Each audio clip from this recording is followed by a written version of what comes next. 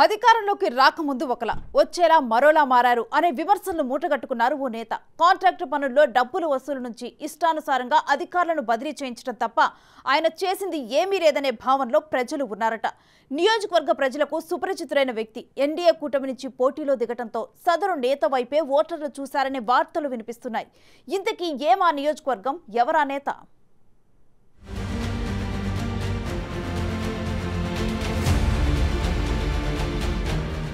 కృష్ణా జిల్లాలో కైకలూరు నియోజకవర్గానికి ప్రత్యేకత ఉంది.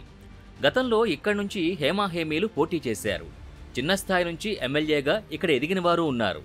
2019లో దూలం నాగేశ్వరరావు కూడా అదే జాబితాలోకి వస్తారు. సర్పంచ్గా పనిచేసి నియోజకవర్గంలో సుపరిచితమైన నాగేశ్వరరావుకి ప్రజలు 2019లో ఎమ్మెల్యేగా అవకాశమిచ్చారు. జనమిచ్చిన అవకాశాన్ని సదరు ఎమ్మెల్యే ఉపయోగించుకోలేదనే ఆరోపణలు గుప్పుమంటున్నాయి. ప్రజలకు కొత్తగా చేసిందేమీ లేకపోగా ఆయన వల్ల ఇబ్బంది పడ్డామని కొందరు బహిరంగంగానే చెప్పడం వివాదాస్పదంగా మారింది. 2019లో మొదటిసారి ఎమ్మెల్యే అభ్యర్థిగా వైసీపీ తరపున పోటీ చేసిన దూలం నాగేశ్వరరావు 9357 ఓట్ల మెజార్టీతో టీడీపీ అభ్యర్థిపై విజయం సాధించారు. వ్యాపారవేత్తగా ఆయనకున్న పేరుతో పాటు ఫ్యాన్ హవాతో గెలిచిన ఆయన మార్కు అభివృద్ధి లేదనే వాదనలున్నాయి.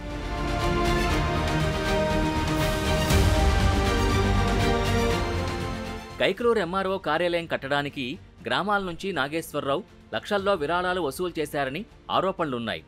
మరోవైపు ఇసుక మైనింగ్ను తన అనుచరులకు కట్టబెట్టి కోట్లు దండుకున్నారని స్థానికులే చెప్పుకోవడం మైనస్గా మారే అవకాశాలున్నాయి.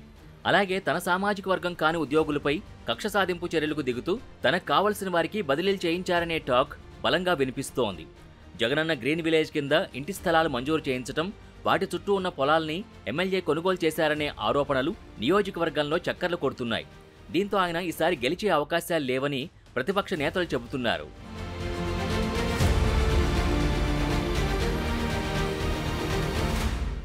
రేషన్ బియ్యంలోనూ కుంభకోణాలు జరిగి కోట్ల రూపాయలు ఎమ్మెల్యేకు ముడుతున్నాయనే ఆరోపణలు వినపడ్డాయి. దళితులంటే ఆయనకు చులకన భావమనే ప్రచారమూ సాగింది.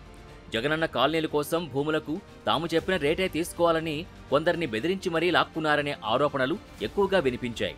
వీటిపై ఎవరైనా ప్రశ్నిస్తే వారిపై కేసులు పెట్టించి మరీ వేధించారని సొంత నియోజకవర్గం నేతలే కస్సుబుస్సుమంటున్నారట. ఇలా నియోజకవర్గంలో చాలామంది దూలం నాగేశ్వరరావు బాధితులేనని, దీంతో ఆయనకు వ్యతిరేకంగా ఈసారి ఓట్లు వేశారనే టాక్ నడుస్తోంది.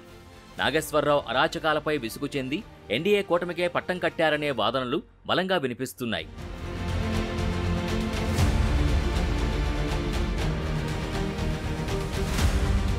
ఎన్డీఏ అభ్యర్థిగా ఉన్న కామినేని శ్రీనివాసరావుకి మంచి పేరుంది.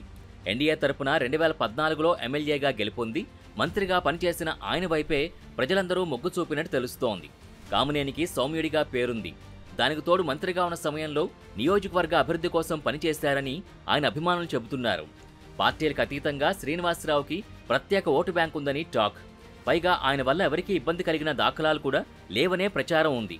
కొల్లేరు సమస్యకు కొంతమేరకు ఆయన పరిష్కారం చూపించారనే సానుభూతి జనంలో ఉంది. ఏదైనా పని మీద ఆయన దగ్గరకు వెళితే వెనువెంటనే స్పందిస్తారనే టాక్ నియోజకవర్గంలో ఉంది. ఇన్ని క్వాలిటీస్ ఉన్న కామినేని వైపే జనాలు చూశారనే వార్తలు గుప్పుమంటున్నాయి.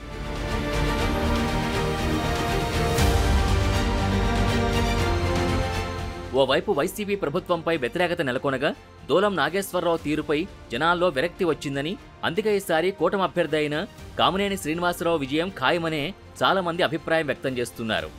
ఓటమి తర్వాత 5 ఏళ్ల గ్యాప్ అనంతరం కామినేని అసెంబ్లీలో అడుగు పెడతారా లేదా అనేది తెలియాలంటే మరికొన్ని రోజులు ఆగాల్సిందే.